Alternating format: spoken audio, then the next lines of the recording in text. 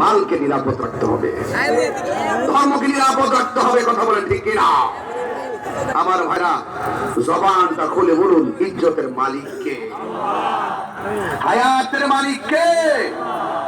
মৌতের মালিক কে? যিনি পাঠাইছেন তিনি তো নিয়ে যাবেন।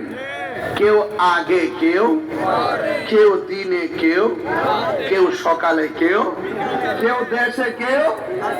এটাই তো, আর কিছু আছে কি না? হেদায়েত যদি থাকে, যদি হেদায়েত নসিব থাকে, কোনো না কোনো ভাবে সঠিক রূপরেখা নির্ধারণ হবে।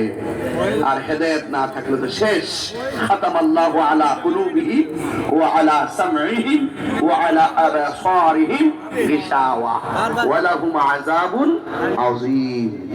এই আল্লাহ যারা মোহর মেরে দেয়, চোখের মধ্যে পর্দা ফেলে দেয়, কানের মধ্যে ডিভা দিয়ে দেয়, তারা কখনো সঠিক পথের দিশা পাবে?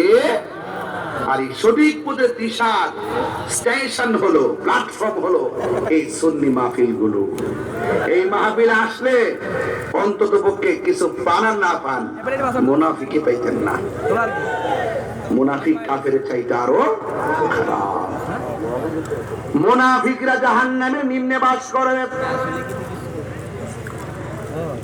আল্লাহ রাব্বুল আলামিন কোরআনে বলেছেন, ইন্নাল মুনাফিকিনা ফিদ দারকিল আসফালি মিনান নার।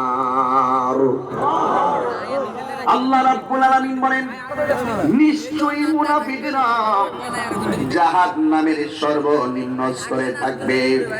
এখন প্রশ্ন করবেন, হুজুর জাহান্নামের গভীরতা কত? আল্লাহর হাবিব একদিন সাহাবায়ে কেরামদেরকে নিয়ে বয়ান করতেছেন, ওয়াজ করতেছেন। সাহাবীরা মনোযোগের সাথে ওয়াজ শুনতেছে। এই মুহূর্তে হাজীগঞ্জে যারা ওয়াজ শুনতেছেন, হঠাৎ করে একটা ঠাডা